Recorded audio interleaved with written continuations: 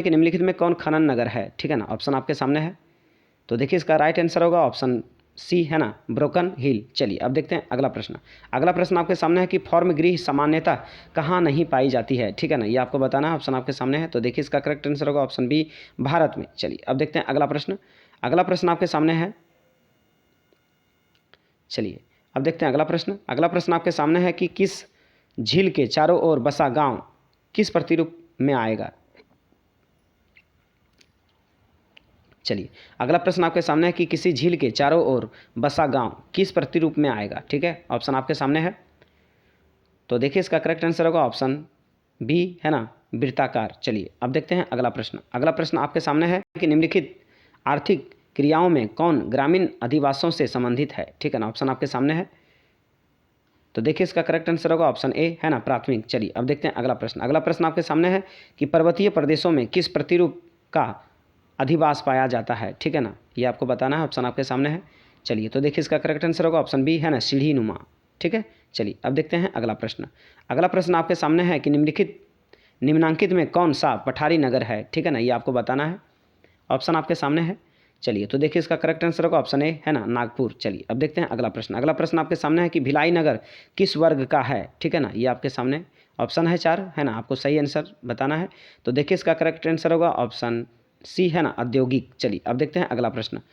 अगला प्रश्न आपके सामने है कि निम्नलिखित में से कौन सा बस्ती प्रतिरूप, है ना, सड़कों, नदी या नहर के किनारे विकसित होता है। ऑप्शन आपके सामने है। तो देखिए इसका करेक्ट आंसर होगा ऑप्शन ए, है ना, रैखिक। चलिए अब देखते हैं अगला प्रश्न है कि फार्मस्टेड, है ना, बस्तियां प्रमुख रूप से मिलती है ना, कहाँ मिलती है, ये आपको बताना है। ऑप्शन आपके सामने है। चलिए तो देखिए इसका करेक्ट आंसर होगा ऑप्शन सी, है ना, कनाडा में। चलिए अब देखते हैं अगला प्रश्न। अगला प्रश्न आपके सामने है कि नदियों के डेल्टाई भाग में कौन सा प्रतिरूप पाया जाता है, ठीक है ना। ऑप्शन आपके सामने है। चलिए तो देखिए इसका करेक्ट आंसर होगा ऑप्शन डी, है ना, पंखा। चलिए अब देखते हैं अगला प्रश्न। अगला प्रश्न आपके सामने है कि टुंड्रा क्षेत्रों में, है ना, एस्कीमो द्वारा बर्फ के टुकड़ों से बनाए गए अधिवास कहलाते हैं, क्या कहलाते हैं, ये आपको बताना है। तो देखिए इसका करेक्ट आंसर होगा ऑप्शन ए, है ना, इग्लू। चलिए अगला प्रश्न है कि निम्नलिखित में से कौन सा सांस्कृतिक नगर है। ऑप्शन आपके सामने है। तो देखिए इसका करेक्ट आंसर होगा ऑप्शन सी, है ना, मक्का। चलिए अब देखते हैं अगला प्रश्न। अगला प्रश्न आपके सामने है कि अगला प्रश्न आपके सामने है कि निम्नलिखित में से किस, है ना, प्रदेशों में प्रलेखित प्राचीनतम नगरीय बस्ती रही है, ठीक है ना। ऑप्शन आपके सामने है। तो देखिए इसका करेक्ट आंसर होगा ऑप्शन बी, है ना, सिंधु घाटी। चलिए अब देखते हैं अगला प्रश्न। अगला प्रश्न आपके सामने है कि वर्ष 2011 में भारत में कितनी, है ना, मिलियन सिटी थे, ठीक है। ऑप्शन आपके सामने है। चलिए तो देखिए इसका करेक्ट आंसर होगा ऑप्शन ए, है ना, 53। चलिए अब देखते हैं अगला प्रश्न। अगला प्रश्न आपके सामने है कि मेगानगर की जनसंख्या कितनी होती है, ठीक है ना। ऑप्शन आपके सामने है।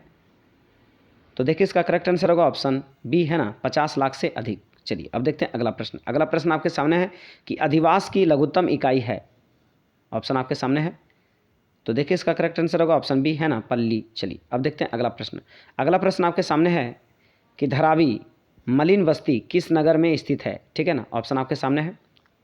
तो देखिए इसका करेक्ट आंसर होगा ऑप्शन बी, है ना, मुंबई। चलिए अब देखते हैं अगला प्रश्न। अगला प्रश्न आपके सामने है कि निम्नलिखित में से कौन सा, है ना, इथोपिया की राजधानी है, ठीक है ना। ऑप्शन आपके सामने है। तो देखिए इसका करेक्ट आंसर होगा ऑप्शन सी, है ना, अदिस अबाबा। चलिए अब देखते हैं अगला प्रश्न। अगला प्रश्न आपके सामने है कि निम्नलिखित में से कौन सांस्कृतिक नगर है। ऑप्शन आपके सामने है।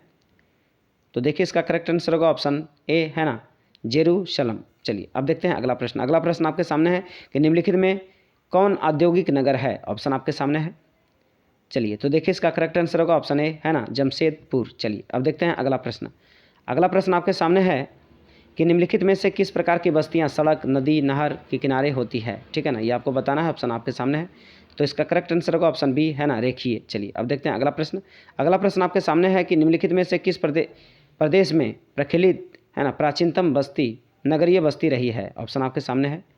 तो देखिए इसका करेक्ट आंसर होगा ऑप्शन बी, है ना, सिंधु घाटी। चलिए अब देखते हैं अगला प्रश्न।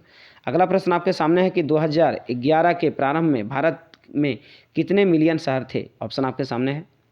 चलिए तो देखिए इसका करेक्ट आंसर होगा ऑप्शन ए, है ना, 53। चलिए अब देखते हैं अगला प्रश्न। चलिए अगला प्रश्न आपके सामने है कि विकासशील देशों की जनसंख्या के सामाजिक ढांचे के विकास एवं आवश्यकताओं की पूर्ति में कौन से प्रकार संसाधन सहायक है, ठीक है ना, ये आपको बताना है। ऑप्शन आपके सामने है। तो देखिए इसका करेक्ट आंसर होगा ऑप्शन डी, है ना, सामाजिक। चलिए अब देखते हैं अगला प्रश्न।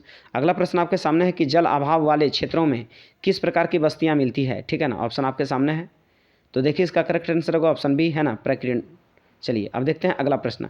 अगला प्रश्न आपके सामने है कि अधिवास की लघुत्तम इकाई है, क्या है ये आपको बताना है। ऑप्शन आपके सामने है, तो देखिए इसका करेक्ट आंसर होगा ऑप्शन बी, है ना, पल्ली। चलिए तो प्यारे बच्चों, ये वीडियो आपको कैसा लगा आप ज़रूर कमेंट कर बताएं, और जितना ज़्यादा से ज़्यादा हो सके इस वीडियो को शेयर करें, और वीडियो अच्छा लगा हो तो लाइक करना ना भूलें, और चैनल पर पहली बार आए हैं तो चैनल को सब्सक्राइब कर लें और बेल आइकन प्रेस कर दें, जिससे कि हमारे द्वारा अपलोड की गई वीडियो की नोटिफिकेशन आपको टाइम पे मिलता रहे। तो चलिए हम फिर मिलते हैं नेक्स्ट वीडियो में, तब तक के लिए जय हिंद, जय भारत, वंदे मातरम।